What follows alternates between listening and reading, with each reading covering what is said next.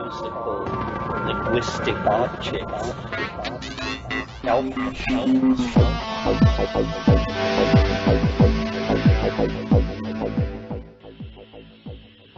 Greetings from Cyberdelic Space. This is Lorenzo, and I'm your host here in the Psychedelic Salon. And can you believe it? I finally made it back to podcast land. It's been a long, 8 or 10 weeks since we were last together, but after having to move to a new and somewhat smaller place, followed by my computer crashing, which resulted in the loss of quite a bit of unbacked up material, well, I made it through that all right, but then the power switch on my Volcano burned out, and a couple of days later my Iolite gave up on me and just wouldn't spark up anymore. So after I had a minor meltdown, I finally got back up to speed and had this program all ready to record a week ago. But when I plugged in my beautiful and very expensive Rode Podcaster microphone, I discovered that there was no longer a driver for it to work with Windows 7, and their tech support wouldn't help, and so it's now a very expensive paperweight. And so I had to wait for my new mic to arrive, which it just did today. So it is from those depths that the good wishes and support of a whole lot of our fellow saloners floated me back up, and all is well once again. In fact, without the donations of the 27 saloners who bought a copy of my Pay What You Can novel, The Genesis Generation, and the donations to the salon by a whole bunch of people, well, without all that help, I wouldn't be here yet today, because it was through their kind donations that I've been able to buy a new microphone and a new computer to replace that rickety house of cards that I had been using. So here's a great big thank you to those 27 wonderful souls who bought a copy of my book, and to the following saloners who made donations to the salon to keep us going. And I should point out that some of these donations, I've taken part of all these donations and passed them on to several other causes that are going on right now. I know the Shulgins need money, Jonathan Ott needs some money, and John Hanna has a real urgent plea out to help a friend of his. So I've taken the liberty of passing some of those donation amounts on to some of the other causes. So thank you all, one and all. And these donors to the salon are Howard F. And Howard, I'm sorry to say this thank you is so tardy, but the post office lost your letter for a while, and by the time I received it, my enforced hiatus was already underway. So a very late thank you goes out to you. Also, donations have been sent in during the past 8 weeks by Rob P., Stuart P., Mark C., Matthew L., Colin F., Miras Limited, I think I said that right, it's M-I-R-A-S-Y-S, Miras Limited, Brian K., Peter N., Chris C., Chris T., and our longtime friend and supporter, Michael M., better known as a dime short. Also, Jeremy S., hey, thank you for that sizable donation, it really helped. And in particular, I want to thank John J., whose extremely generous donation pushed the total over the top 2 weeks ago and allowed me to order this fast new computer, which has finally brought a smile back to my face. So thank you all ever so much, and I'm sure the other people we've passed some of these donations on to, thank you as well. You all have been very instrumental in seeing that this circus of interesting ideas will continue meandering along these merry trails for quite some time to come. Now, I was going to play a new Terence McKenna talk for my first podcast after the break, but unfortunately I hadn't backed up any of the McKenna tapes that I digitized or the talks that our fellow saloners have sent me. So rather than spend another couple weeks getting that set up again, I was lucky to find a couple of DVDs of Jonathan Ott's talks that John Hanna sent me after his 2004 Mind States conference in Oaxaca, Mexico. Now, when I first watched these videos, I planned on stripping the audio out for a couple of podcasts, but then due to my inattention to detail, they kind of got buried under the other projects that I haven't gotten to either. But since Terence and Jonathan were such good friends, I thought that it would be appropriate to play one of Jonathan's talks today. The two recordings that John sent me were of Jonathan's talks about mescaline and chocolate, and right now I'm going to play what I like to call the chocolate talk. As you'll hear, he was using a slide projector, but not seeing the slides doesn't seem to diminish this talk too much.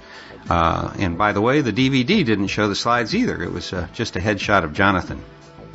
Now, when I come back after this talk, I'll tell you about the first time I experienced Jonathan in person.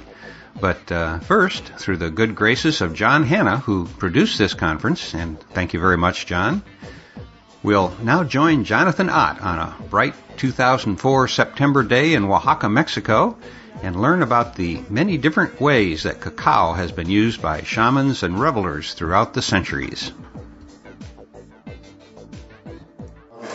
Most of you probably know that cacao came to the Old World or the rest of the world through Mesoamerica, even though the plant is of South American origin. Oddly enough, it's thought to have been a cross between two wild species of cacao in the Amazon basin, something like 10 or 15,000 years ago, and it's believed to be an anthropogenic cross, that is a hybrid made intentionally by human beings. But interestingly enough, that being the case, the first documented cultivation was in Mesoamerica, in the area where we are now, which is most of Mexico and part of Central America. And it goes back something like 4,000 years here, and there are pretty good evidence that cultivation goes back. The species that we're dealing with is Theobroma cacao, and it's from the family Sterculiaceae, and there are a number of commercial cacaos, but it's strictly a New World genus. And although there are examples of Sterculiaceae from the Old World in other genera, and now, of course, it's grown in other areas. The interesting contrast also between South America and Mesoamerica is that until the Spaniards came, until the 16th century, in South America, it was never cultivated for the seeds. It was already in semi-cultivation there at that time. But there it was only cultivated for the white pulp around the seeds inside the fruits, which I'll show in just a moment. And these are used for making beverages, especially in Brazil. It's very common in street-side juice stands and so forth, the beverage of cupuaçu, which is made from the sweet whitish pulp of Theobroma grandiflora, and perhaps of other species. And also here that is done in the areas where cacao is grown, but it's not a very big cultivation area in Mexico now. This slide shows the town of Cacahuatan, which is in Chiapas, not far from the Guatemala border. And in fact now, as I said, although the Spaniards introduced cacao to the Old World from Mesoamerica, it's not a leading cultivator of cacao at the moment. It's basically only found in the states of Chiapas and Tabasco, which are adjoining, and both also adjacent to Oaxaca. And perhaps spilling over a little bit into Oaxaca and also all through Central America. But the major cultivation now is in the Old World, especially in Africa. It's also grown in Asia, but it's the Gold Coast and Ivory Coast of Africa where you see the maximum cultivation of cacao. It's very much of a minor item in Mexico now. In the next slide I show a section fruit, so you can see the purplish fresh seeds and this white pulp that I'm talking about.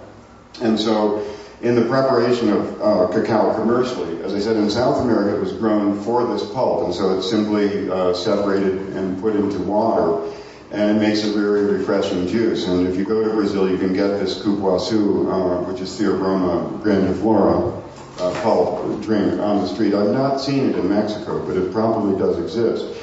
And in both areas also, this can be fermented to make an inebriating beverage. And so this also happens.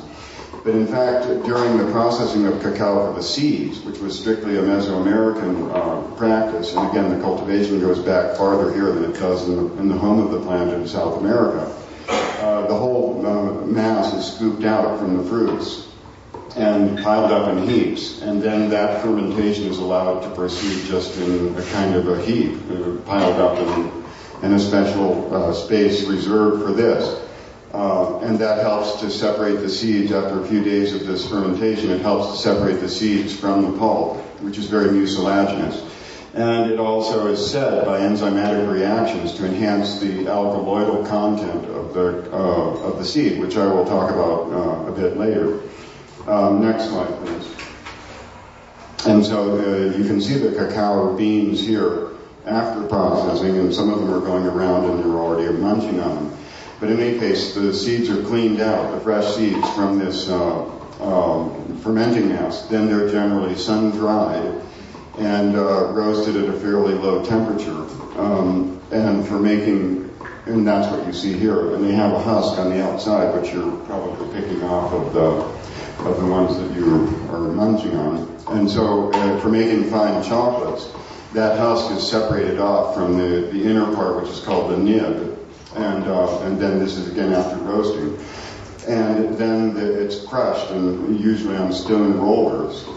And what comes out of that looks like molten chocolate, and it is called chocolate liquor. And that chocolate liquor, like if you go to the market here, there are stands that just sell that, and you can take even a big 5-gallon tub and get it filled up, and it comes out of the machine molten. They usually mix it with granular sugar and cinnamon, because it's prepared that way here in Mexico to use as a beverage with milk or water. But you can get it just straight also, and then of course it will harden into a block like very hard dark chocolate, and it's quite bitter. And so for making chocolate candies, that is the basis of chocolate bars or chocolate candy, is the chocolate liquor, or chocolate mass is another name for it. And generally speaking, with commercial chocolates, well, I should backtrack for a second. In the late 19th century, a Dutchman named C.J. van Houten developed a process whereby with a large press, a hydraulic press, he was able to express some of the fat, much of the fat, I should say, from this cacao liquor or chocolate, cacao bean meal. To render the product drier and more soluble in milk or water, because of the fat inhibited this solubility and made it difficult to froth it up into a beverage. On the other hand, the same Van Houten, sometime after that, also developed what is today called the Dutch process for making soluble cocoa, which is a cacao powder. And in this case, the fat is pressed out with this hydraulic press, and then the resulting material is treated with alkaline salts, basic salts, and it results in enhanced mineral content and also better solubility. Now, this device is called a batidor, and the whisk is called a molinillo, or little mill. And this is how it was traditionally solubilized here, although they didn't have milk, it was in water. And the cacao seed or bean itself, as well as this beverage, was called cacao, which means water of cacao, or potion of cacao. Apu is water, but it also is often used to indicate that it's a potion. And this ingenious device, the molinillo, which is rubbed between the palms to impart a brisk rotary motion, reciprocating rotary motion to the head. It's often carved in points and has removable rings. Is a very good device for frothing and mixing things that aren't very soluble. And this is a genuine, fairly old one. I have some even older. Could I have the next slide, please? And this is the origin of that implement, the molinillo. This is a small palm called Camedoria tepejilote, and their common name is tepejilote. And this is very common. I have lots of them on my property. I had for a while a female donkey, and she really loved this plant and ate it, like lots of them. But so this is the bottom of the stem. It's a very small palm. It's in the Ericaceae, by the way, the group to which the betel nut palm belongs. And then they take it out with the roots and cut the roots down and just leave this part. And so this is the natural implement. And the other ones in the previous slide were like manufactured artifacts for doing the same thing. But again, this is a whisk, and it works very well. So that's the tepejilote. Next slide, please. And you can see, I haven't gone to the market, but this was in 1982 or 3 that I took this photograph. This is in the marketplace here in Oaxaca. And this is a beverage made that way. And she has one of those whisks sticking out of it. And this is called tejate, which is a local version of a cacao potion. And it's this ground cacao with water, sweetened, and then it's whipped up into a froth. And you can see it's quite a foamy froth on top of it. Remember when I showed some of the codices, you would see this froth, but in that case it was brown to indicate cacao. But this particular potion, Tecate, contains a unique ingredient that also enables this frothing to be so dramatic. It's very mucilaginous, and it also helps to make a whipped cream effect. It's a flower. Could I have the next slide? Called Quararibea funebris. Quararibea funebris. And that's in the Bombaceae, or the kapok family, like Ceiba is the kapok tree. And I'll say more about those. But first, this is from the Codex Borgia, Mixtec, 15th century, from this area, north of here. And this is a ceremonial codex. And this is the goddess Xochiquetzal, which is the female counterpart of Xochipilli. She's the princess of flowers, also associated with inebriance, with springtime, with dance, with music, eroticism, all the good things. And so she's sitting in a house or on the side of the house, and is clearly sipping one of these cacao potions, because you can see it from the brown froth. And again, you can see that she has this ornamentation, a flower on a headdress. She's the princess of flowers, Xochiquetzal. Quetzal is the name of a very beautiful, colorful bird, which is mostly extinct in this area. And this potion, again, is flavored with flowers, and that's why they depict it with the flowers sticking off. And it may be a compound thing with the flower on the one hand and the mushroom on the other, because you can see the little round dot symbol, which perhaps represents mushroom content.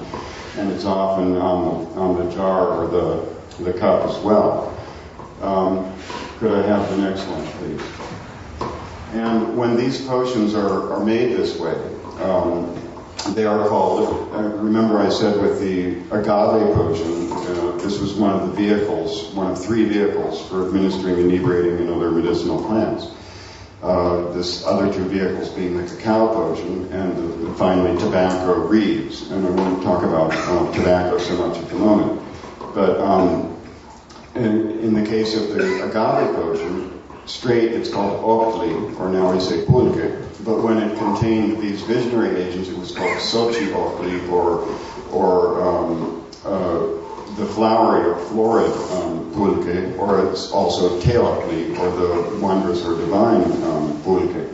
The same is the case with cacao. When it contains these visionary elements, it's called Xochi cacaoatl, or the florid cacao. So you have Xochi octli, the florid octli, and Xochi cacaoatl, the florid cacao.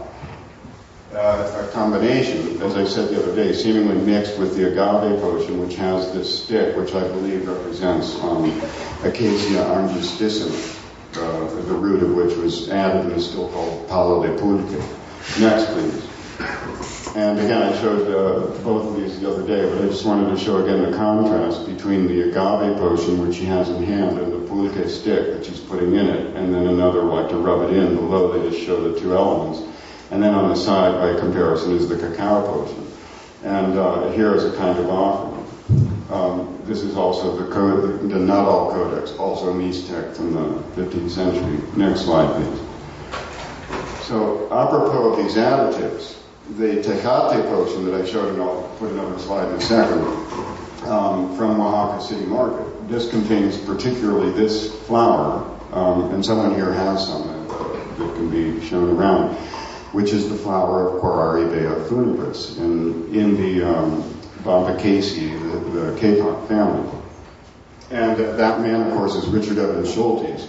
And I had the good fortune when I was researching my chocolate book, everything must have been lined up right in the ceremonial calendar, because just by chance, I coincided here in Oaxaca with, or first in Mexico City, and we came to Oaxaca together, with both Richard Evans Schultes and Albert Hofmann.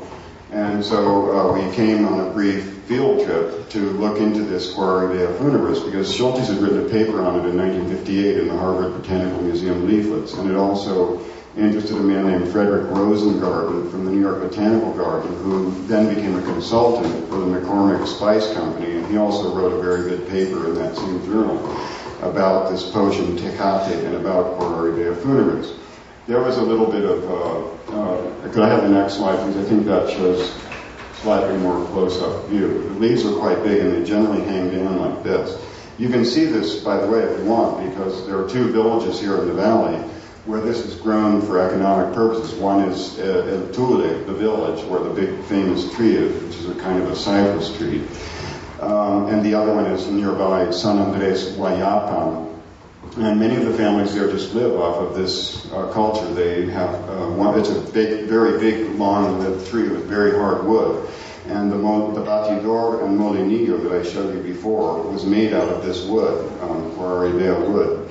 And the trees get so big that one of them will cover an entire house and garden plot. And many of the families there basically live from just one of these trees because the dried flowers are worth as much as processed macadamia nuts. And so they simply dry them and sell them, but it's only an item here in the market here. And in fact, it's very strange because it was once a common rainforest tree here in, well, not so strange, here in Mexico, but because we don't have any rainforest, this is one of the consequences. This tree has been lost. And here in the valley is not part of its natural range, but it was evidently taken here and cultivated here and has survived here as a kind of refugium. I've never seen it in the wild in Mexico, although it's still fairly common in Guatemala. It's called Funibris, oddly enough, because the type specimen came from a graveyard where it was also planted near the Oaxaca-Puebla border. I don't remember the name of the town. Could I have the next slide, please? And when Rosengarten became interested in it, just to show the post, again, this is the frothing result with the stick and everything of adding this flour dried and ground up. Now, the McCormick Company became interested in it because it is a unique spice and it's a very persistent aroma, although the aroma does change with drying. It changes distinctly, but it still remains a very unique spice, and everyone's always interested in any new and unusual spice, of course. But the McCormick Company found from a survey that there just wasn't enough of it here. There was perhaps in Guatemala, and that cultivation would take too long, and for various reasons they dropped the project. So it never became commercialized, and it's still a possibility. I've always had in mind, and for a while when Dennis McKenna was working for Aveda in Minneapolis, he hired me as a consultant on what they called the Aztec Chocolate Project, but he couldn't sell it to the bean counters in the company. He said, this is a soap company, not a chocolate company, and so we don't want a part of it. But the idea was, here Mexico gave chocolate to the world, but they're generally known for pretty lousy chocolates in modern times. And what is called Mexican style here is with cinnamon. And cinnamon, of course, is Asiatic and was brought by the Spaniards. And so the idea was to make a true Mexican style chocolate using some of the original seasonings that were added to it. Besides this one, I don't have photos of, but it's another tree that's in the Ananaceae, like guanabana, like many fruits in the tropics. And this is Cymbopetalum penduliflorum, and it has a very almost woody, dried, when dried, flower pod, which is also a unique spice. In fact, it smells and tastes very much like black pepper, fresh black pepper, recently ground, but it is not piquant. It doesn't have any biting, so it would also be a potentially valuable spice. And the idea was to use some of these things and make a modern chocolate, and I may still do that at some point. I also, some years ago, got correspondence from an English couple, and they have a company that makes very good chocolates called Green and Black's, organic chocolates. And they said that they had been in part inspired by my cacao book, The Ruminations of an Unabashed Chocolate Addict, from 1985, to start this company. One of the things they have is a chocolate that they call Mayan Gold, although oddly enough the cover art is not Mayan, it's from Teotihuacan. But it's from their own organic grown cacao from Belize, and it's almost unique. There's someone else that has a chocolate like this now, in that it's really pure. It doesn't have added cacao butter. It's just a high-fat strain of cacao that's grown organically, and so they just sweeten that and flavor that. And they use allspice as a flavoring, but that made in Guatemala, but not here. That's also another oddball item. I think it's also Asiatic, but I don't know. And I'll read you a quote from Sargun which expresses this while we get the slide thing taken care of. This is what Sargun said about cacao. Again, this was in the mid to late 16th century. Cacao aquavi. This cacao, when much is drunk, when much is consumed, especially that which is green, which is tender, makes one drunk, takes effect on one, makes one dizzy, confuses one, makes one sick, deranges one. When an ordinary amount is drunk, it gladdens one, refreshes one, consoles one, invigorates one. Thus it is said, I take cacao, I wet my lips, I refresh myself. And Sargun had also referred to the flower Cacahuasolchitl, which we now know to be Poraridae funebris, as being inebriating in and of itself. He said it takes effect on just like the mushrooms.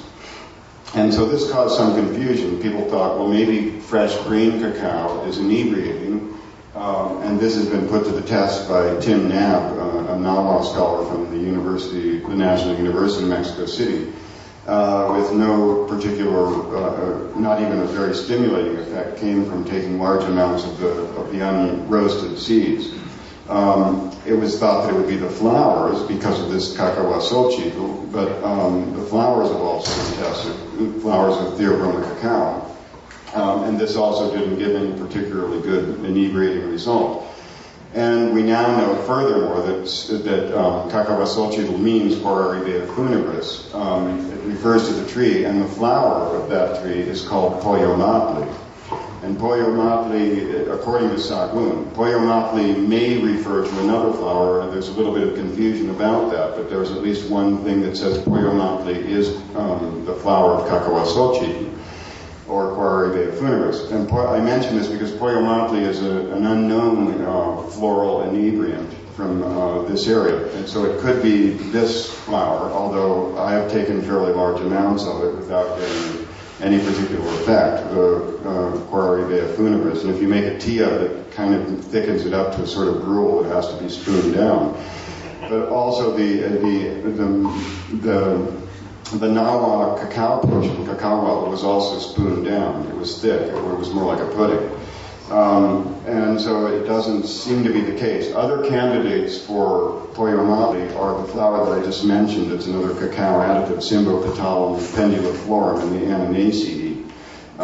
And that's called Teonacastli, which means the sacred ear flower. It looks a little bit like an ear, or Xochinacastli. And so the names also suggest that it's near, but that hasn't yet been put to the test.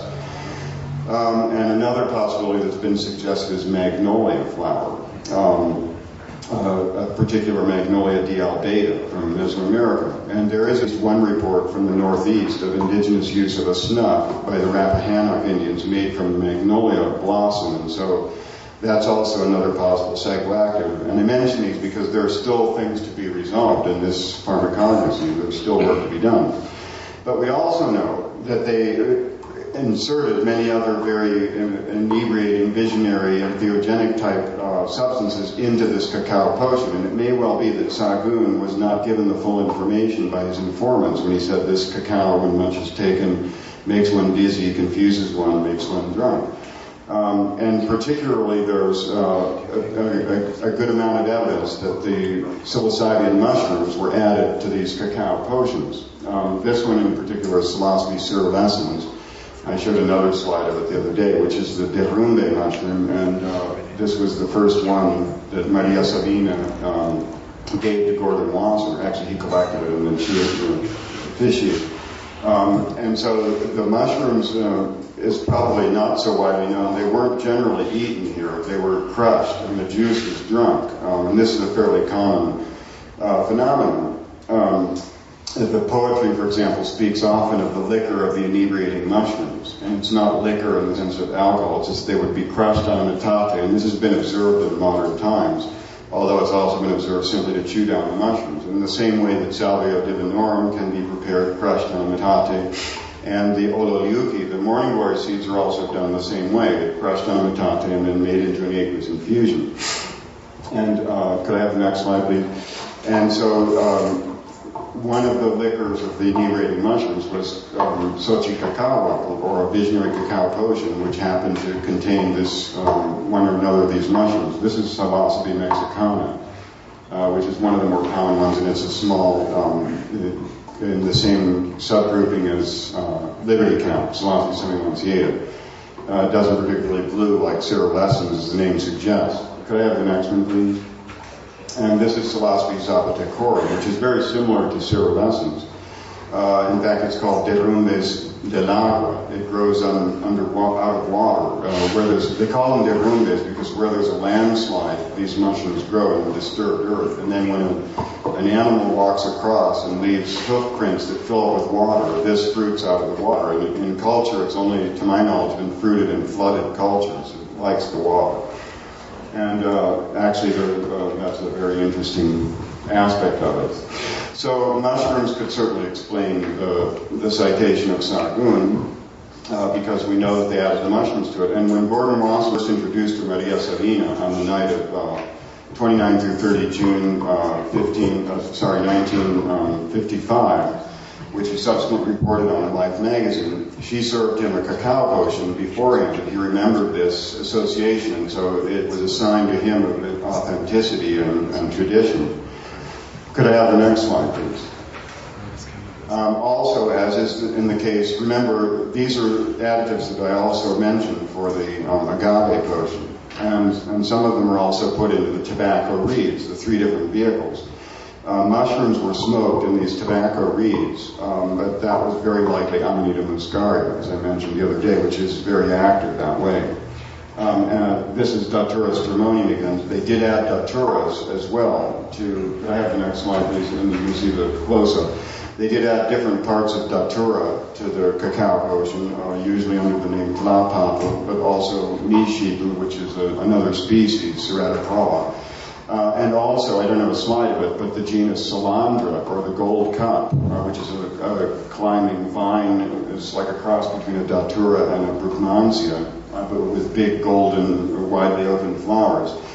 This is still used by the Huichol, who call it Kieri, and they have two traditions of visionary shamanism, one that's centered on Hikuri, which is peyote, and the other one is centered on Kieri, which is Solandra gutata, but under the name Tecomasochitl, which is the cup flower, because tecomate is cup, like the toch tecomatl is the rabbit cup, the rabbit vessel for the making the agave. So the Solandra is another solanaceous additive, and these, of course, the psilocybin mushrooms would have added psilocin and psilocybin to the brew, and these would have added visionary tropane alkaloids of the scopolamine type. Next one, please. And this is also an important pre-Columbian visionary plant that is unknown as to its active principle. This is in the Composite, and this is in the genus Tagetes, which is commonly called a marigold. And this is Tagetes lucida. In Nahuatl, it's called Yautli, and this was an important visionary substance. It was also put into the tobacco reeds. It was not, to my knowledge, or it's not recorded, it was added to the agave potion, but it was definitely added also to this cacao potion to make these flowered cacaos, or Xochicacao. We don't know the active principle, but it is psychoactive. You can buy this in herb markets, and at least by smoking it, it is psychoactive, and it wasn't known to have been smoked in pre-Columbian times, though. In the markets today, they don't call it yautli, they call it pericon. But that's because of that comes from the botanical name hypericon, from some kind of early botanical confusion. Pericon means iberico, hypericon. And the next slide shows Tagetes erecta, which is in the same genus, and this is a very famous ethnomedicine here, and also ritual flower, which is called Sempoalsochitl. Can somebody put up the next? This is called Sempoalsochitl, or in modern Spanish, Cempasúchil, and this is the Flor de Muerto. This is the flower for the Day of the Dead. And this is especially found in cemeteries, and is very important on the altar table where you have the Dia de los Difuntos, the Day of the Defunct Ones. And oddly enough, this has no reputation in modern times for psychoactivity, but it is also psychoactive. I haven't verified this myself, but I know that to this day the Mije, which are also in Oaxaca down in the northern part of the isthmus, who are known to be like the Huichol, one of the less Christianized and less acculturated indigenous groups surviving here, still use both of these, and they make infusion of the flowers. And so there again, it's the flower, which is the visionary element, and is added into these potions. But this would also have been added to cacao. And this is Central Xochitl in Nahuatl. Could I have the next one, please? And again, we don't know the active principles of these. It's in the sunflower family, Compaciti. And there are other tajitas, by the way, that are used ethnomedicinally with suggestive psychoactivity in other areas. So here's another subject for bioassay research and natural products chemistry. This again is that Bolivian Caliandra. But Caliandra under the name Chilo Xochitl, which means hair flower or filamentous flower, was also used in the cacao potion and was also added to the tobacco reeds and as well to the agave potion. So in this case, you see this one in all three of the vehicles. We don't know either what the active principle would have been. In particular, at least a couple of different species would have been used here of Caliandra. This is in the Leguminosae. And here as additives and as psychotropic substances. They are also, as I mentioned, added to ayahuasca potions in South America by the Shuar, who are also called the Jibaros. They use probably two different species, Samiki and Chinguiata, of which we now know to be Caliandras.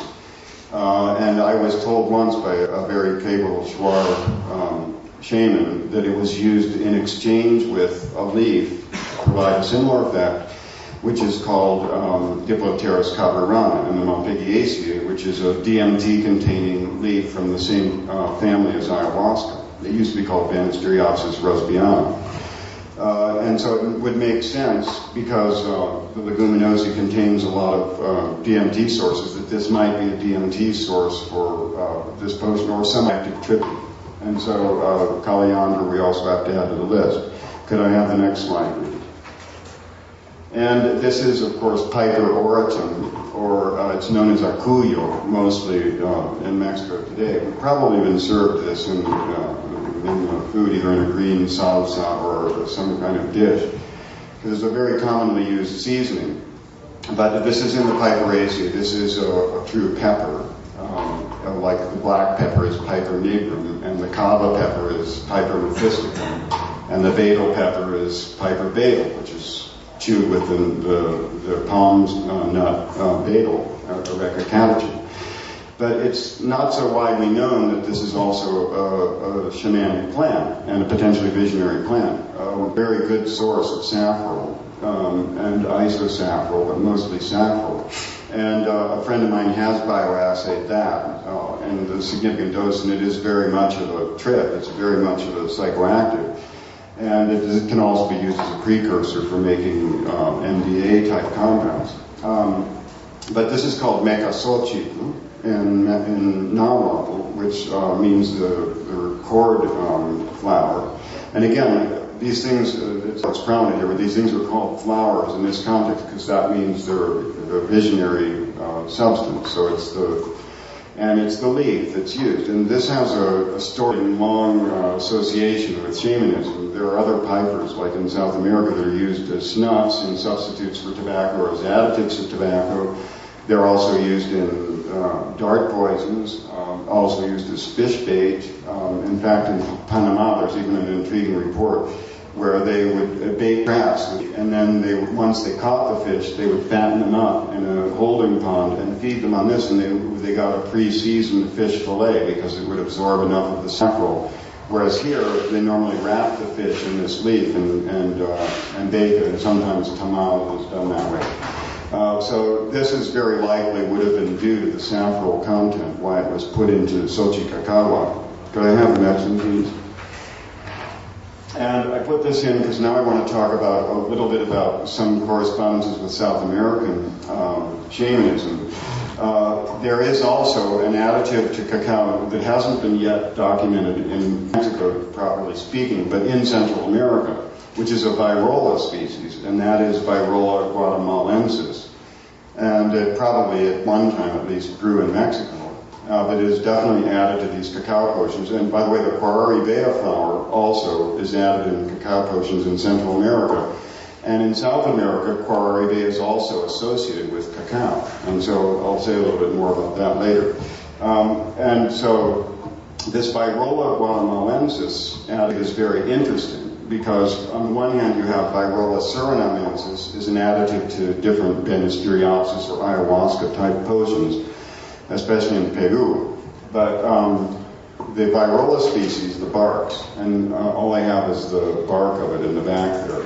I don't have any other photo of it. And that Virola bark, that's an andrew leaf.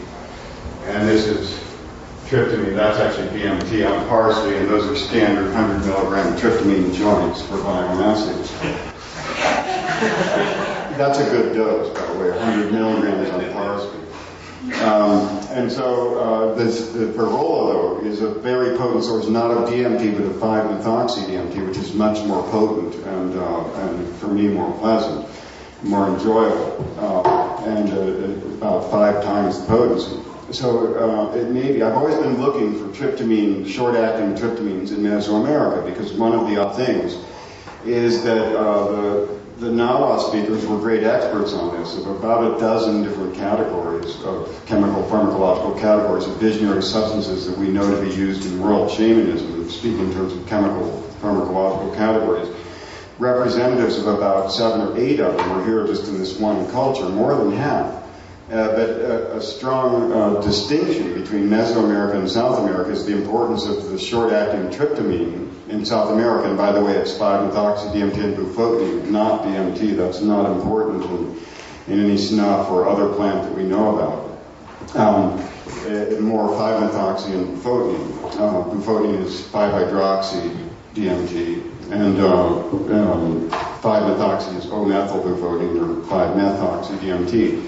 DMT occurs in this, with many, like in Virola and also many of but generally really low amounts, and it's less potent, so it's not really a significant factor, but everyone's mostly fixated on DMT. So the fact that this Virola thing crosses over into the cacao in Mesoamerica was intriguing, and it may represent an introduction of the short-acting tryptamine to this potion.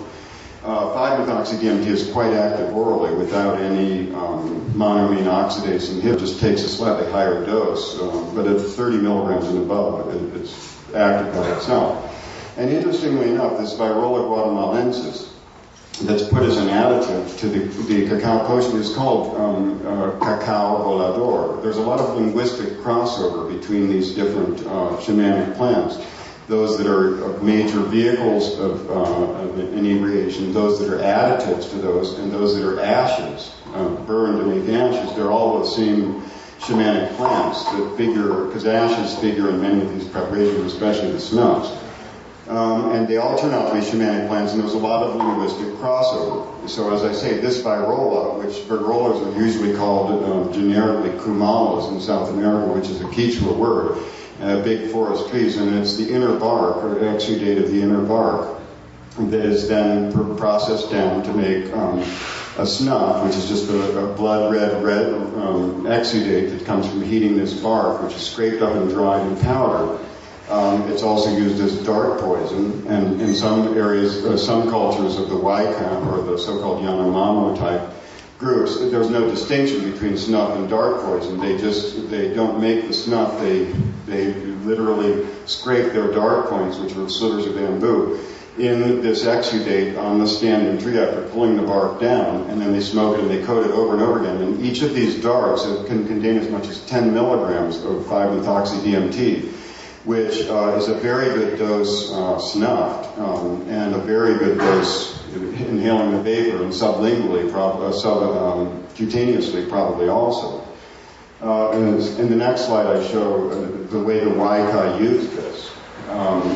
And they use a serbatana, which is what we call a blowgun. And these are also shamanic, one's a the hunting blowgun is generally that size or larger, but these are also made out of virolas, out of that family, Myristicaceae, some other shamanic plant. And it's called a taboka, this device, and that's where the name, it's a snuff tube really, and that's where the name for tobacco comes from by linguistic confusion. And they're generally, as I said, made out of one of these shamanic trees, a virola or an Erianthra species. And so in this case, among the Waika, they're used to blast the snuff into each other's nostrils, this much, 2 handfuls, one at a time. And they do it, this is not shamanic, they do it just for pure entertainment every day when they have it. And the shamans also use it, but what we're seeing here is not shamanic. They do this, and then when they come out of the stupor, they like to do wrestling matches and stage mock warfare, and this is what the men do for entertainment. Could I have the next slide, please? And to talk a little bit about some of these South American connections, again with the virola, that virola guatemalensis that is added to cacao is called cacao volador.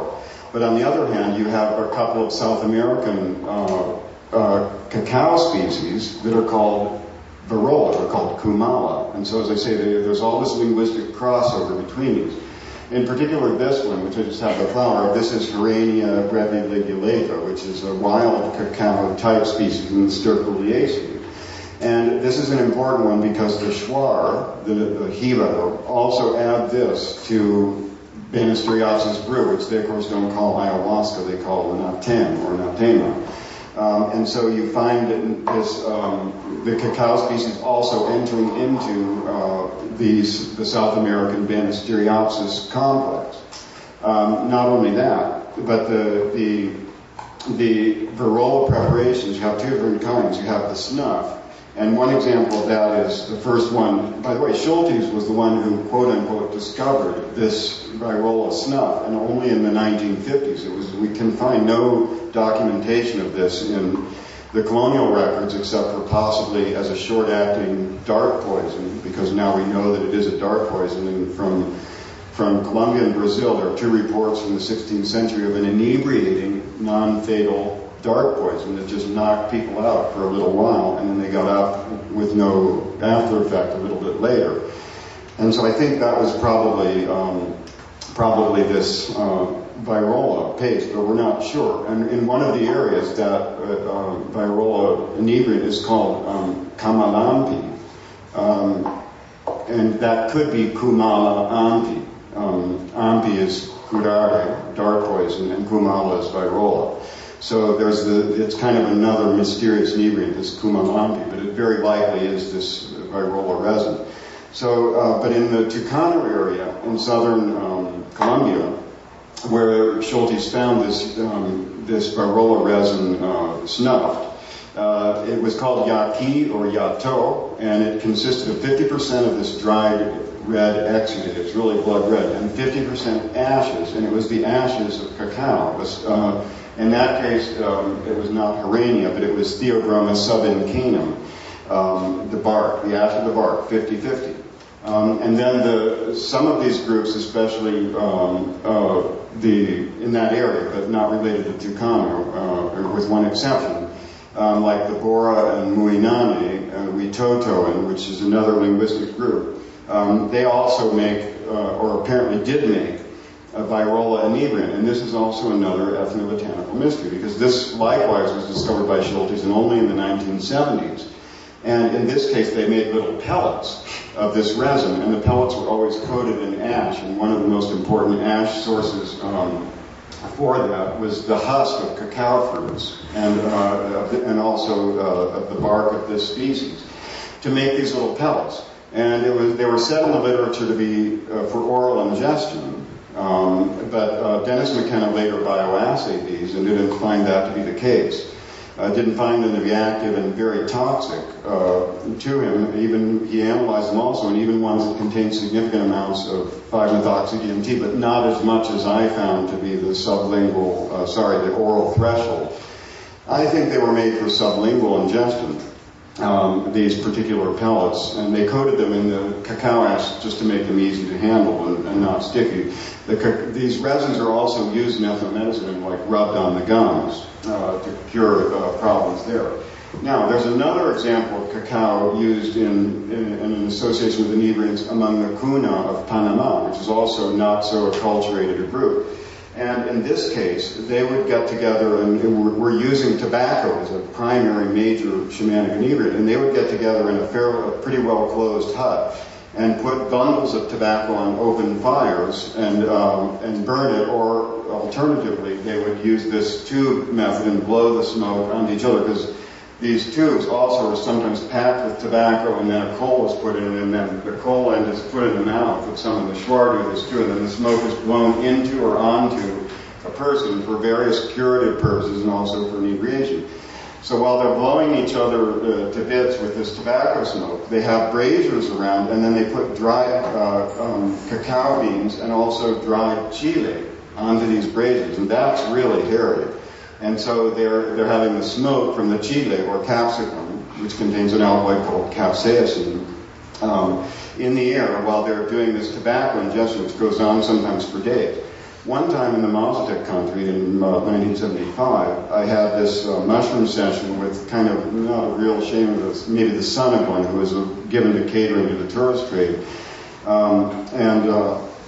And he, one of the things he did really made my hair stand on end, but he was in, normally the mushrooms might be sensed with copal, some kind of a resinous incense, on braziers, but this guy did it with pure dried chile seco, dried cacao palms, and so he broke them up and stuffed them on, and not only did he sense the mushrooms, but he hyperventilated this smoke for about a minute, like this, and I was choking on the floor with my head, it was like opening 5 bottles of fuming nitric acid and ammonium hydroxide and hydrochloric acid. I really couldn't breathe it.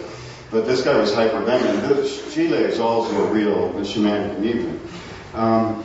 And so that's another example involving cacao. And so also with the tobacco snuffs, there are many examples of different species using the ash from, the ash from the husks of Theobroma subincanum to mix with tobaccos. The snuffs usually have a basic consistency, chemically basic, and they mix ash with them. Theobroma bicolor is also used, and then there's even a modern mestizo report of, from Guyana of some blacks. They're like caboclos, they were called in Brazil. Guyanese that make a tobacco snuff from ordinary cigarettes. They just take it apart and they stick the free tobacco in their palms, and then they use the wood, the ash from burning wood of a sterculia, of some tree in this cacao family, and then they do this and they kind of squeeze out the liquid and they snuff that. So again, this cacao connection passes over into a more modern form. Then you have the case of the Barola pellets, these mysterious pellets, and it's mysterious because we've never seen the shamanic use of them. Schultes learned this from these Bora and Watoto people that were living in another area from their ancestral area, and they said that their fathers and grandfathers did this, and they knew which trees, they knew how to make it, but they didn't know precisely which species were used for it. They'd lost the tradition. So Schultes had them make it from every myristicaceous tree, Varrolas and other genera, that they could find, and then analyze them for tryptamines. But I think they were sublingual pellets, or they were made to stick in the nose, because snuffs can also be solids, or liquids, powders, solids, or vapors. There are 4 different classes of snuffs. We also have the ethereal lines, which are vapors, but there's at least tobacco pellet snuff is known from Brazil, where they would make these tobacco pellets and stuff it in the nose. Okay, so in this, there's also tobacco paste, which is called ambida or ambil. Ambida is called by the Witoto in this same area. They make these Barola paste. And it crosses all the way over Colombia to the northernmost part, to a linguistically unrelated group, the Kogi are the most famous ones. And they also make this tobacco paste and have a similar mythology, which is just fascinating around it. But they call it by almost the same name. They just call it Ambil or Ambida, the 2 names. And the Witoto also call it Yera. Well, this also has ashes from, in this case, that very plant, Rhyraenia breviligulata. Then they will sometimes carry the ambil, this tobacco paste, which is rubbed on the gums, just like the varroa resin, in a cacao gourd. Could I have the next slide, please? I guess I'm going to have to move along quickly. Oh, I'll just mention apropos of the tobacco paste and ayahuasca type fruits also. It's little known that Banisteriopsis is added to snuffs and also added to tobacco paste. I think this is much older than the potions that everyone's so familiar with, and the name ayahuasca is clearly colonial, it's clearly post-Columbian, and I think that's a recent phenomenon, maybe even just a few hundred years old, of making these composite potions that Luis Eduardo Luna has studied so much. But the Banisteriopsis goes way back in Colombia as additives to tobacco and also to these snuff plants of different types. And this has been found among various groups. Okay, I just put this here to make the relationship that these cacao potions are rather like the Banisteriopsis potion that we know not just, I've enumerated a dozen or so of presumptive or known visionary plants that are added to the cacao potions, but just a cursory reading of Hernandez or Sahagún, you will find many, many others. And so you can see it as a vehicle, an ethnomedicinal vehicle for administration of many kinds of medicines, not just psychotropic ones, and that's the same thing that what we call ayahuasca is. Many of the ayahuasca groups are not visionary, and they're designed to cure specific diseases, and we know about 100 different plants that are added to those. Could I have the next slide, please? And so I'm going to read a little thing in the end, if you'll permit me, that it summarizes all these connections. It took me a couple of months and about an ounce and a half of cocaine to get this thing all straight. It was really complicated, and the best thing I can do, and I'll just confuse it if I try to make all these conclusions. But I just wanted to say, apropos of the pharmacology of cacao, it's principally contains xanthine alkaloids. And here you see the three principal xanthines: caffeine, which is trimethylxanthine, and theophylline and theobromine are dimethylxanthines and are positional isomers of each other. The next slide, please. Theobromine is really the major component. Caffeine is comparatively minor. It's maybe as much as 10-to-1 difference or 5-to-1 in different cacao products. Theobromine has less of a central stimulating effect and more of a cardiac stimulatory effect. And can I have the last slide? What is the name of that book? Cacao and Chocolate. What is the verbiage underneath that? It is on the bibliography. I put about 50 copies of a brief bibliography back there. It's by a man named Knapp from the 30s. It's a very good book it's called The Cacao and Chocolate. The Cocoa and Chocolate, Their History from Plantation to Consumer by Knapp. Okay, could I have the last slide, please?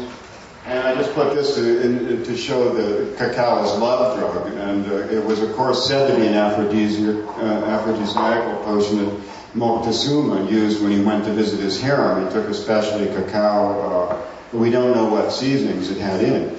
But of course, it is very much associated, even among us, as being a love drug. And theobromine has been shown to be a very potent aphrodisiac in hornets, at least. It hasn't been extensively tested in human beings. And of course, since I wrote the book, and I have to update this part of it, we now know also that we have this particular probable neurotransmitter, arachidonyl ethanol amide, or anandamide, which is the ligand for the THC, for a receptor in the brain to which THC binds from cannabis.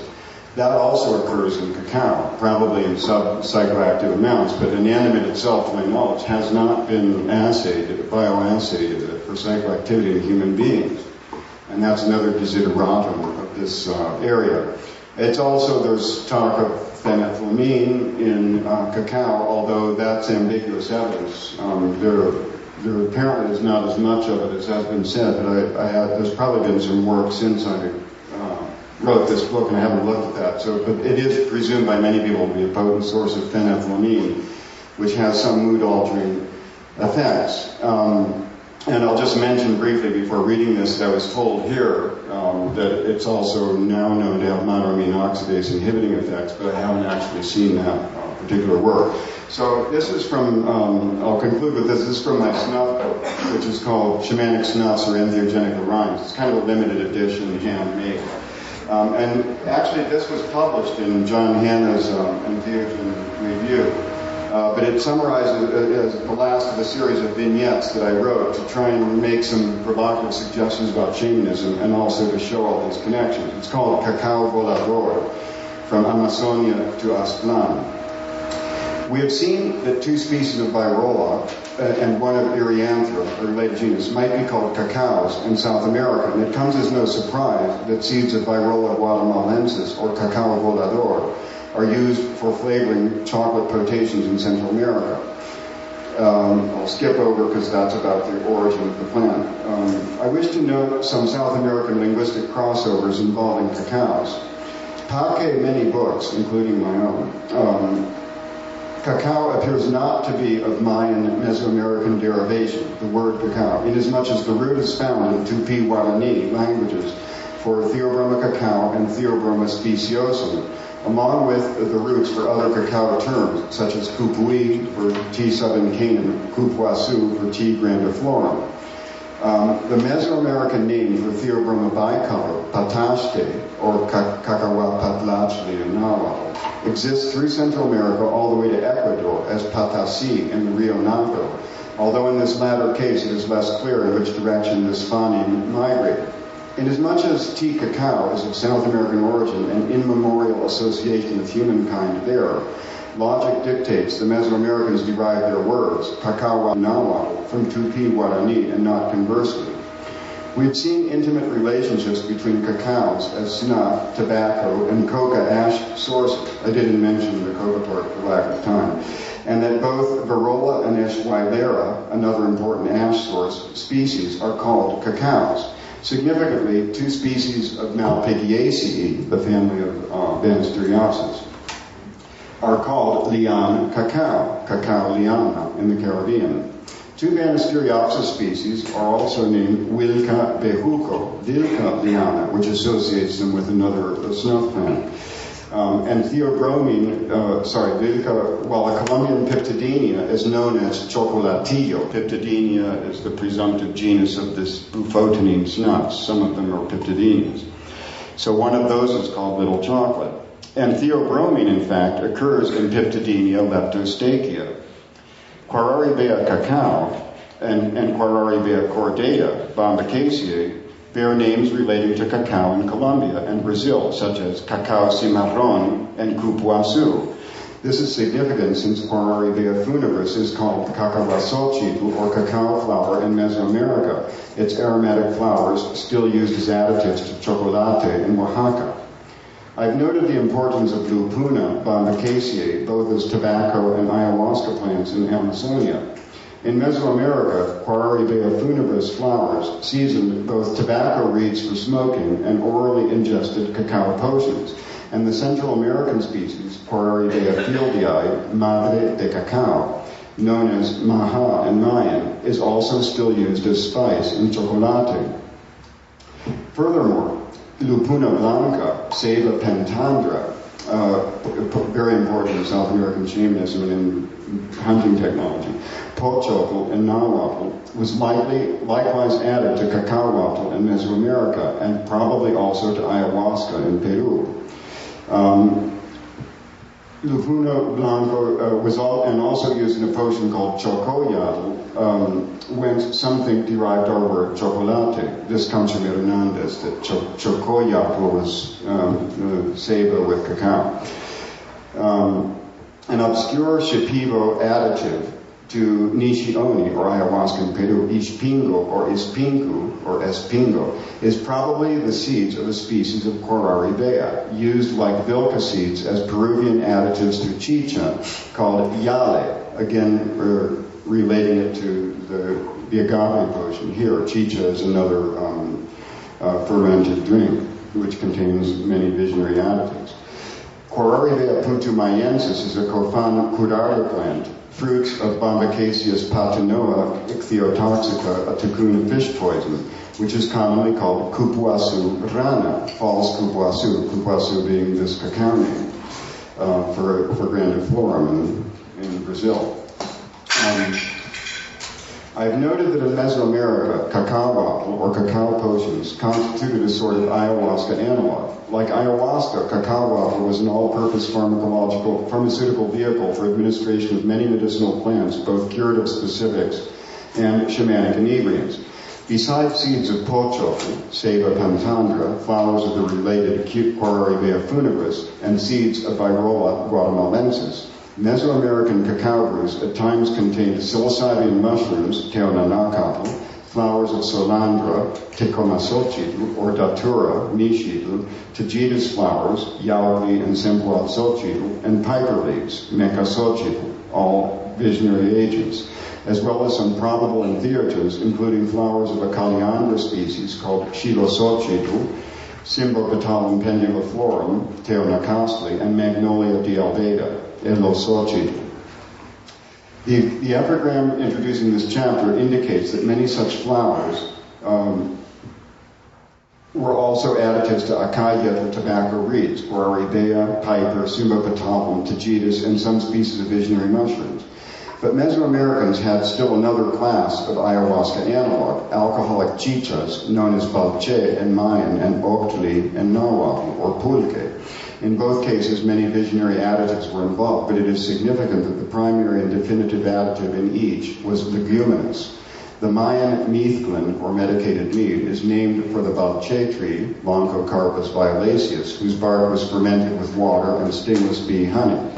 By the same token, Mesoamerican fermented octli from sweet saps of agave with ocpatli roots, or the octli drug from the leguminous tree Acacia angusticima, and also the roots of Calliandra anomala, still called palo de pulque or pulque tree in Zapotec. And this was the first Mesoamerican entheogen to be prescribed by the Spaniards by royal decree in 1529, 42 years before the Holy Office of the Inquisition was constituted, and 91 years before the more famous peyote and kindred entheogens were decreed heretical. Balche in the Mayan area and octli, ocpatli in highland Mesoamerica were clearly the most common everyday working class entheogens at the time of conquest.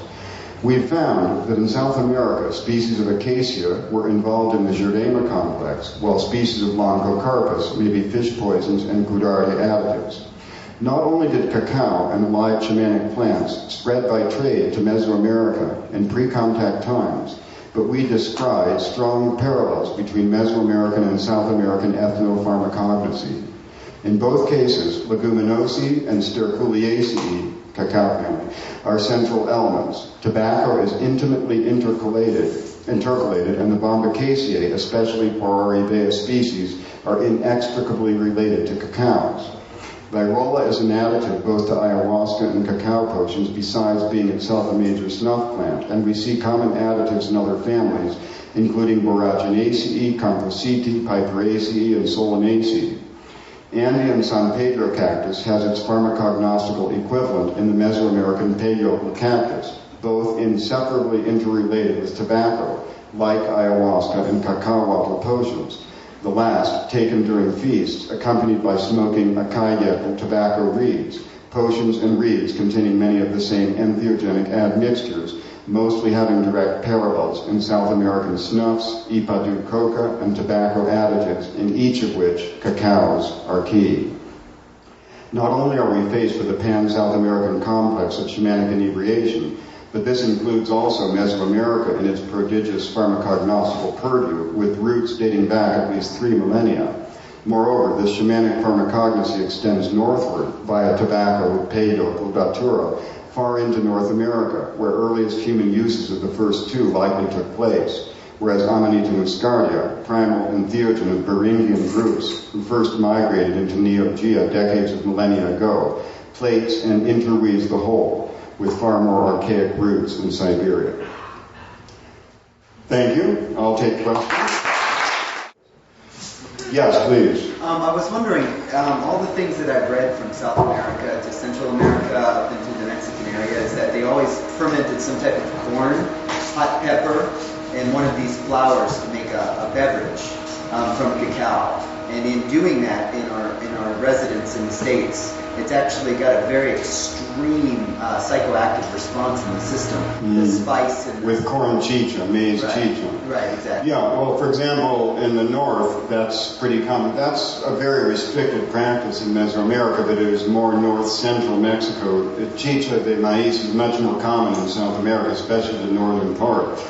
But this is generally with chewed or malted maize kernels, and this is generically called chicha. Of course, it also has many additives, and it's very similar. But for example, where it is used in Mesoamerica, it's called tesguino, and it's mainly by groups like the Tarahumara or the Huichol. And they also make agave potions, and they use similar additives, one of which is peyote. But I don't know about chile as an additive to that. You said they use chile as well. Right, exactly, ají. Yeah, it's very strong. Ají. And the frothier it gets, the stronger it is. Yeah, I mean, I consider ají or chile to be a shamanic inebriant, especially after seeing that hair-raising thing in the Mazatec zone with the burning chile pots. But that's an archaic thing because it's known in other areas, burning chile on open braziers, and tobacco also. Yes? I was wondering if you could comment on the presence of tyramine in fermented dried cacao, but not in fresh cacao and fresh fruit, and its relationship to problems with ayahuasca or ayahuasca analogs, in the sense that tyramine can interfere with the, I believe it's beta-carbolines in the typical ayahuasca brew. Yeah, well, tyramine, I don't have any ready recent data at hand on tyramine in cacao, though I know it occurs. But on the other hand, I don't think there's been a lot of polemic about this serotonin effect and so forth.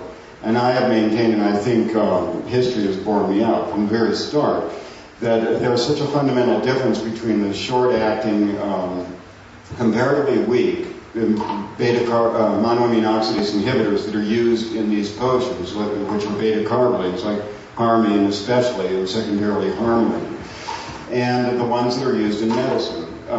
The effect is so fleeting in this case, and much less potent. I don't think that this is a problem at all to have any dietary restrictions. And the dietary restrictions that are associated with ayahuasca in South America are no different from what you would find with mushrooms here, or peyote there, or tobacco there.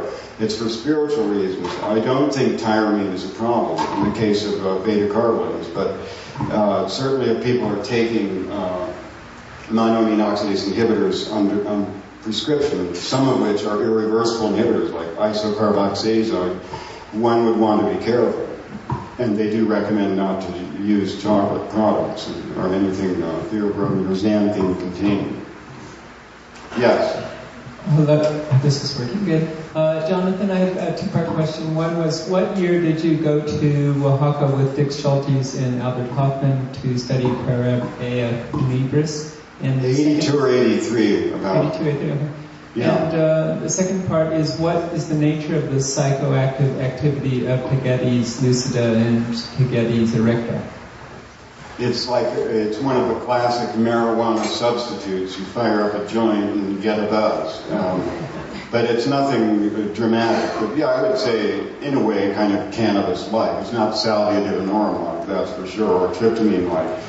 It's more of a relaxing effect, but it is definitely, it's kind of like smoking Artemisia leaf.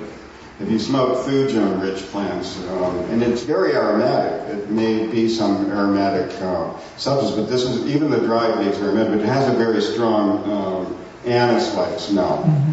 And so it could be some aromatic compound. And there is a thesis from the 1960s, I think, where they did a bioacid snuffing it, which was unusual. They chopped up the leaf and so forth, because they did notice these psychoactive references to it. And for some reason they decided to snuff it. In the case of, these aren't known as snuffs, and snuffing is not dry snuffing, not widely known in Mesoamerica, just tobacco, and that's hardly only mentioned once for medicinal purposes. But there is one report of Itzauyahu, which is Artemisia leaf. That would have been Artemisia mexicana, or it's also called estafiate or ajenjo, which means like wormwood. That was powdered up and thrown in the face of sacrificial victims, so that it was said supposedly so they would become insensitized or whatever, which sounds a little bit like, you know, a snuff blown in, but that's the closest we can come to. But that wasn't the chichitas. So these guys tried a basic snuff, and they said it irritated like hell and was a great esternudatory or sneezing powder, niespulver. But on the other hand, they didn't find it to be especially psychoactive. But he did say that a couple of his students did a lot of it, or something like that. He made some comment like they did or something, and they seemed to become fond of it. So I haven't tried it except by smoking. And I haven't tried the Senpou Sochi at all. Yes?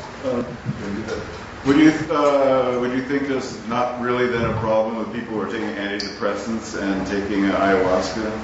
A lot of people are like demanding. You mean if they're taking monoamine oxidase inhibitors? No, like serotonin. I don't really think that's going to be a major problem. But on the other hand, there are a couple of reports that people that take some of those, I don't know if it's from the report of Prozac, but certainly for medicinal monoamine oxidase inhibitors, that they become completely insensitized to psilocybin and LSD, or they have to take 10 times more to get the same effect. Remember the ayahuasca effect. This is something that's caused a lot of confusion, and it still hasn't been dispelled. And I mean that maintained this from the very beginning and was criticized at first by some of my colleagues, like Jace Calloway and Dennis McKenna, but they themselves adduced results that supported this view, that the ayahuasca effect is strictly peripheral. It's not in the brain. And it's only to get it past get it absorbed into the bloodstream and prevent the deamination of the compounds in the gut.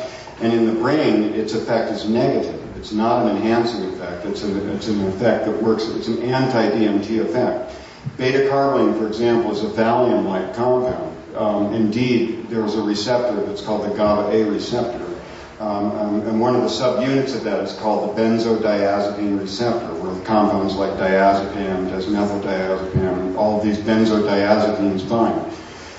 No one has yet found the anxiolytic or anxiety-releasing or dissolving ligand of that receptor, but two compounds are known to be anxiogenic ligands of that receptor, and one of them is a beta-carboline. We know that that's also a beta-carboline site. And if you take, as I have, very large amounts of beta-carbolines, it's very much like Valium. And if I take Valium, it will knock out even a good dose of LSD. And so there are several reasons you could conjecture, but the MAO in any case in the brain is not in the synapses where you have this receptor site interaction. It's inside the nerve cells for processing cellular compounds that are outside the vesicles, inside the cells. That's where the MAO is, not in the synapse. And so if you introduce another indole like a beta-carboline, and that gets high enough levels in the brain to where it might be in the synapses, that's going to compete against the tryptamines for access to these receptor sites. And it's also going to activate this GABA-A receptor, which is a depolarization receptor. It causes a flood of chloride ions, which depolarizes the membrane and turns down its sensitivity by 2 orders of magnitude or something. And so the general effect, so what you want is you want to take only enough of the beta-carboline and at the same time as the tryptamine to enhance the uptake. In the case of mushrooms, for example, some people will take an extract of rich in beta-carbolines like pregonum seed with the mushrooms and claim that it enhances the effect. Well, what you're getting there is more absorption, again, in the stomach. So you don't want to be able to feel this in the head, because that means there's this inhibitor up there that's going to inhibit the DMT or the 5-methoxy or whatever. And so I went from the ayahuasca analogs. In this snuff book, there's a different technology described, because the beta-carbolines are also, the ayahuasca vine is also used with these snuffs, and I think that's the primordial use. In that case, you do get enhancement. You get double the potency, and you need about more than 10 times less of the dose. And the dose is so small to enhance the tryptamines in the nose that you can't feel it in your brain. It doesn't build up brain levels there to compete. And so, where, for example, 10 milligrams of 5-methoxy-DMT snuffed is very active by itself, If you take 5 milligrams with 5 milligrams of harmine or harmaline, it's the same effect that you get with 10 milligrams approximately, and this has been verified in other people. So there's still a lot of confusion about this MAO inhibiting thing, and I don't know about that in relation to cacao, but it wouldn't be surprising. And there are these reports with these MAO inhibitors that people that have these high blood levels of them from taking them every day in psychiatry just becoming sensitized. No one's reported enhanced effects with these things, but often very, very attenuated. Yes, any other? Yeah, back there. Have you ever tried smoking beta-carbolines to predose before taking tryptamines? No. I only model things that are like shamanic practices. I don't know of any practice that would be like that, and so I haven't. Okay. It sounds like based on the explanation you're giving that it would inhibit the effect. Is that correct? I mean, am I understanding your a tryptamine-like effect, I would think, yes, but we don't even know if the beta-carbolines survive intact, that kind of process of vaporization. They may even be altered into some other compound. Yeah. It's hard to say. Okay. Well, I know experientially, I know people who've done that, and smoking, for instance, ground up Syrian rue before smoking DMT, it seems to stretch out the DMT a little bit more. I mean, this is... I know, I've heard this kind of thing from many people, but no one's ever given me any kind of hard enough data that had even minimal control. So it's kind of a tricky thing to do this in a way that you get some useful information. There is very useful information to be got, and I don't mean to deprecate this kind of research. I think it's a very valuable, and there's an important place for it, and it's indispensable in this particular field of visionary compounds. But in both my ayahuasca book and snuff book, which are kind of like two parts of the same study, I talk quite a bit about how to make this methodology rigorous so that you get information. You want to only use threshold level doses, because that's a threshold level for a particular thing which is rare in me, like visual effects. And so that is repeatable, that I can recognize again the next time, whereas if I take double that, how do I know that is that twice that or 2.5 times that? Or it's very vague, but that's kind of a repeatable thing. So if I establish that 10 milligrams is that visual threshold, and then I get that with 5 milligrams with this booster, that's something that is more or less reliable. Whereas if I took 20 and that worked, but I wasn't looking for the threshold. I first looked for the threshold, something that's a repeatable, a signpost, shall we say. But you see what I'm saying? Yeah. Maybe we can talk to the FDA about setting up some controlled studies and, Yeah, well, and I have published 3 parts, and there's the fourth part is coming, of essentially bioassay pharmacology in the Journal of Psychoactive Drugs, which is like a hippie drug abuseology journal. It is a medical journal, and it is indexed, Index Medicus, and so forth. But the first one was called Pharmahuasca, and it was modeling with pure tryptamines and pure beta-carbolines, what I call the ayahuasca effect. Then the second one was with bufotenine, with 5-hydroxy-DMT, which I isolated from anidenanthra and compared bioacid anidenanthra snuff, and then the pure compounds with and without tryptamines by different routes, including intranasal, sublingual, oral with MAO inhibitors, and intrarectal, and pulmonary, because anidenanthra is also smoked. And then I did the same thing. That second paper was called Pharma-Nyopo, and then the Pharma-Pena one is with 5-methoxy-DMT. And the fourth part is on nicotine. And I still have yet to complete the nicotine bioassays with beta-carbolines. But that's sublingual nicotine. And I didn't get any trouble from them on publishing this. In fact, the strangest thing happened when I sent in the Pharma-Nyopo paper. It was like a hot potato. They didn't answer me for a long time. They didn't say anything about the Pharmahuasca paper, but a couple of years went by, and that was when they were debating that stupid methamphetamine bill that originally had an anti-press provision that didn't make any distinction between commercial and scientific press. So, oddly enough, this never happened to me before. I got 2 reviews back, and one of them was like 3 pages and very detailed, and it wasn't critical at all. It really said this is, and it was from some straight pharmacology, this is important information and it's adequate methodology. But they wanted me to add things to it. They usually want you to take stuff out. And this is the first time they'd ever asked me to add like 20% more text to the paper. But they wanted me to justify the ethics of self-experimentation and compare in human beings and compare and contrast it with animal research. And so I did that, and I think they wanted to cover their ass and also establish some kind of a framework for this. So I would say that's enough. That establishes it well enough. So then I sent them another one, which was an even bigger hot potato, and they accepted this with some trepidation. But that's on withdrawal bioassays, where I have a methodology for completely eliminating physical tolerance and withdrawal syndrome from opiates, which I take all the time anyway. And so nobody since De Quincey has published withdrawal bioassays. And so there are 2 case reports where I withdraw from lengthy opioid habits, which were always oral with known doses, so that I have a track record for it, and give the withdrawal results of that. And it's the first symptom-free withdrawal that's ever been reported. So that's going to soon be published in the JBD too. So that's also pretty, it's pushing it even farther. And so I think it's very important. And for some time I wrote a column in Spain called The Catholic Psychonautics. Catholic in the sense of universal. And it was basically about that, really showing the importance, not just historically, but conceptually, of human self-experiments. And ethics dictate that the researcher himself do this, as Sasha's also, and Jan have also pointed out in a very clear and unambiguous and excellent fashion. Okay, one other question? Yeah. Theobroma subincanum is something you mentioned. Yeah. The spelling of that, and then another question is, you hear about these wild tobaccos, Nicotina rustica, for example, having MAO inhibitors. What is the MAO inhibitor chemical?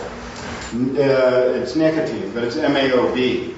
But it's a very significant MAOB inhibitor.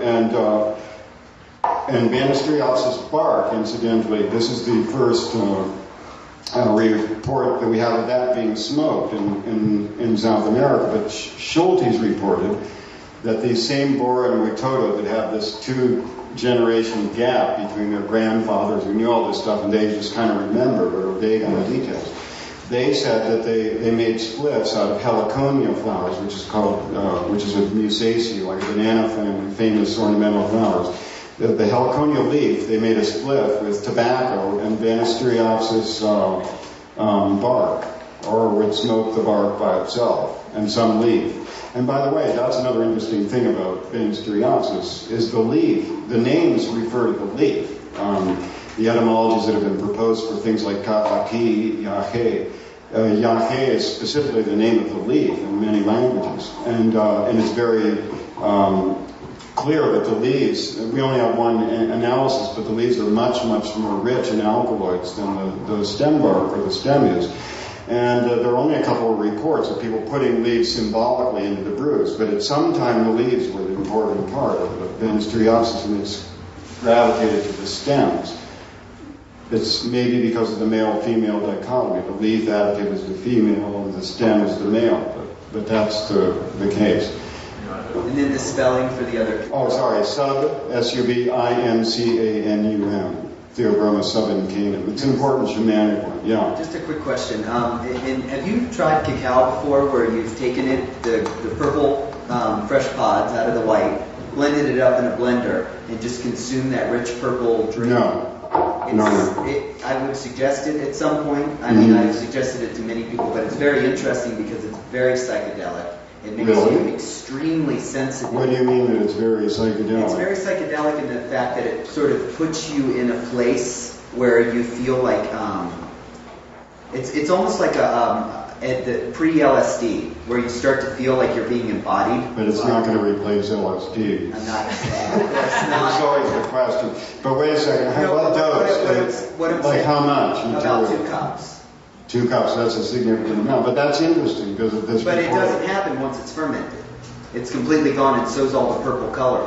Yes. Well, it's a brownish purple afterwards. I understand what you mean. But we used to do it in Costa Rica all the time. And I corroborate that as well. It's very psychedelic to eat the seed and fruit. But by saying very psychedelic, you mean it's comparable to mushrooms and peyote and acid because Free. So- It makes you very light. Free, so it suggests that or gives that kind of Doesn't No, make free. it's all the way definitely there. psychedelic. You get wouldn't be you get driving. colored patterns or. Absolutely. You get Oh, okay. strings, colored patterns. I'm not being stubborn. I just want to No, get clear people on are this. swinging light sticks. There's many trails. If Mhm. there's any sounds or sensitivity, you can always. Okay, well I'll definitely try it. Let's You go should. to Takakawatan.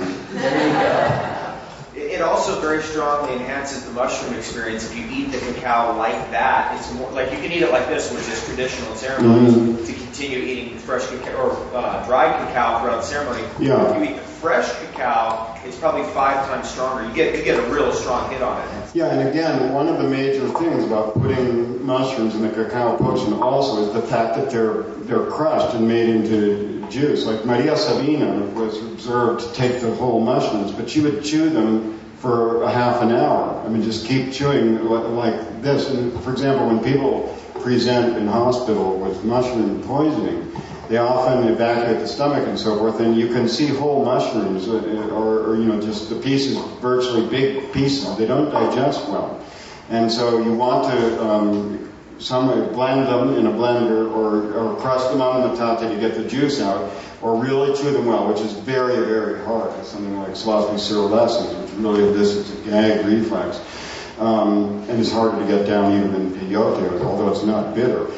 This also is going to greatly increase the bioavailability, as would, I suppose, the monoamine oxidase inhibiting effect, because it's also going to be a substrate for MAO. Okay, well, thanks for your attention.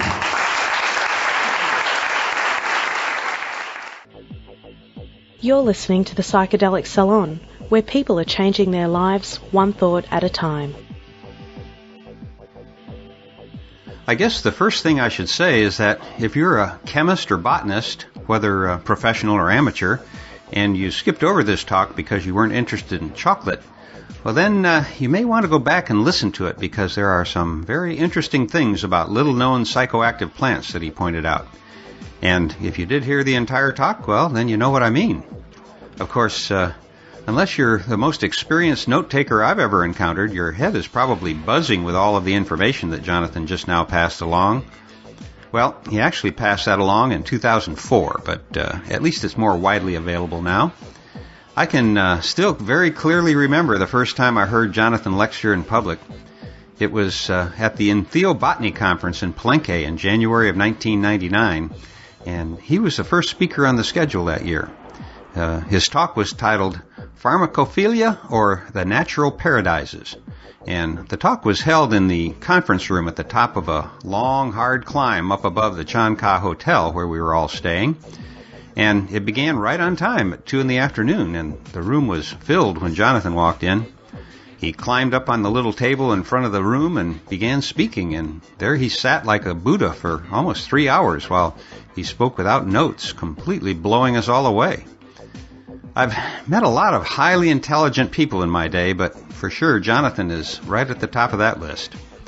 However, the truth is that he spoke so fast and threw out so many names of psychedelic plants that I'd never heard of before, and in such rapid succession that I didn't even try to write down any of them. But I did come away with the knowledge that there are thousands of ways to experience natural highs, and that never again would I worry about finding a good source for my medicine, because Mother Nature has seen fit to stock this planet with more entheogens than any one person will ever be able to sample in just one lifetime. Although I would be willing to bet that no one in history has made a better attempt at it than Jonathan Ott. And I do hope that you paid close attention to one of his answers in the Q&A session when he was asked about a certain polydrug combination.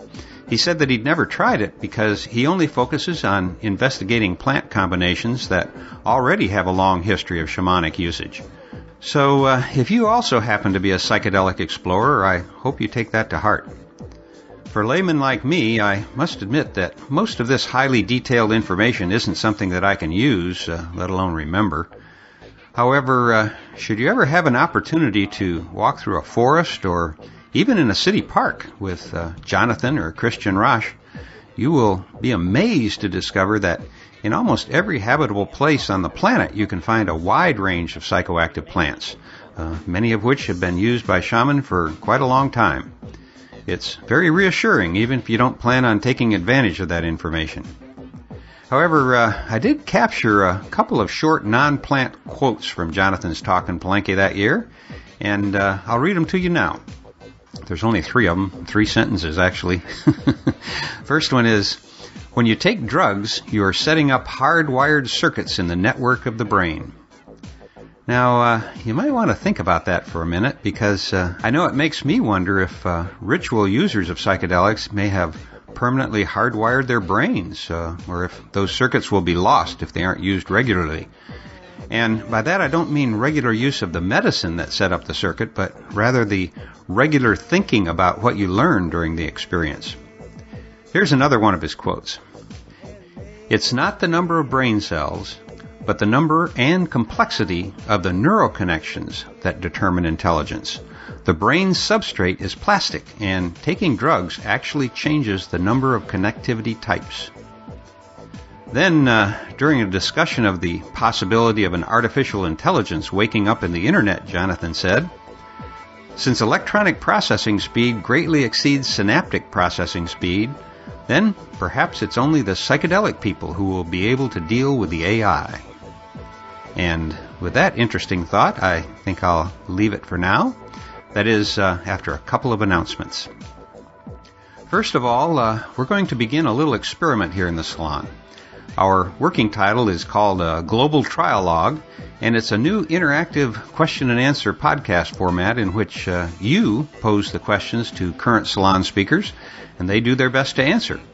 The speaker may also pull in audio from past speakers, such as McKenna, Leary, and so forth, creating a trialogue of sorts. And our first volunteer to test this format, also the volunteer who came up with the idea, is regular saloner Bruce Damer.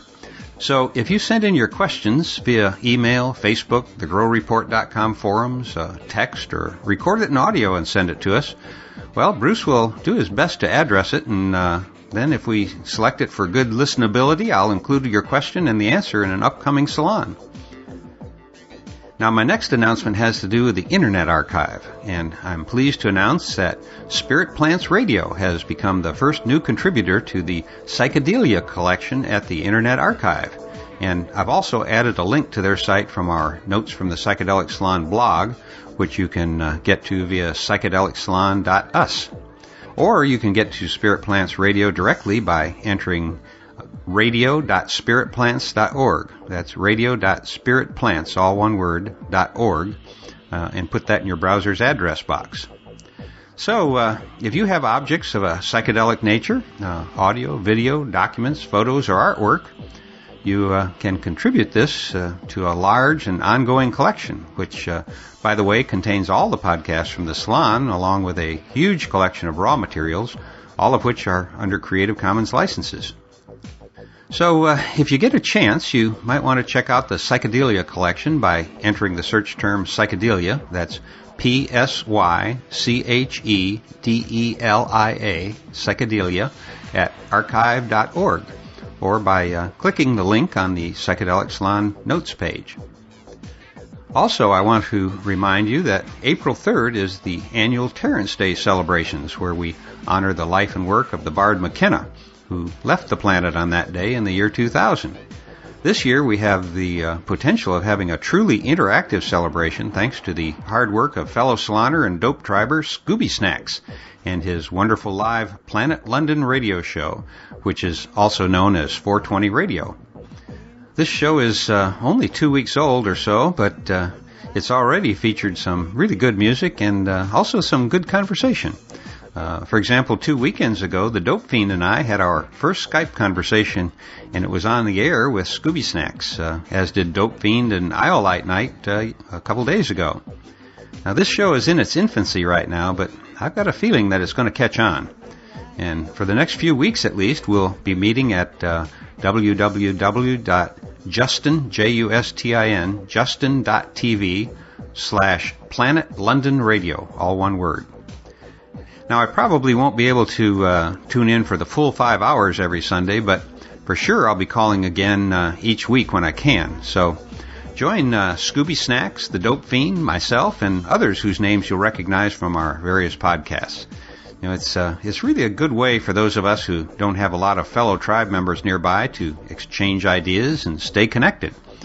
So don't forget, Sunday night in London, Sunday morning in California, and all points in between. We'll be looking for you to join us in Cyberdelic Space. And that's 7 to midnight London time, noon to 4 California time, and all points in between. You can figure out your own local time from that, I'm sure.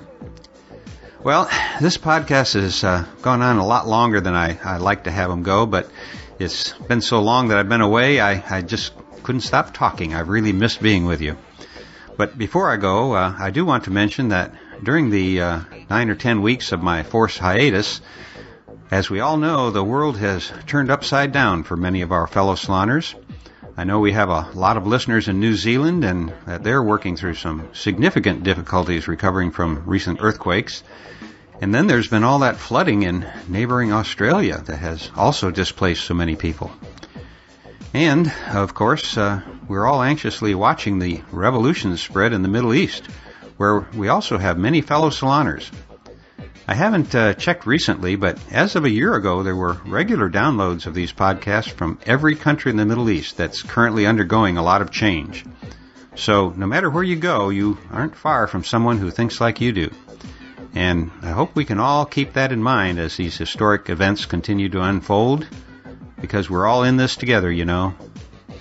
And for now, this is Lorenzo signing off from Cyberdelic Space. Be well, my friends, and I'll see you soon.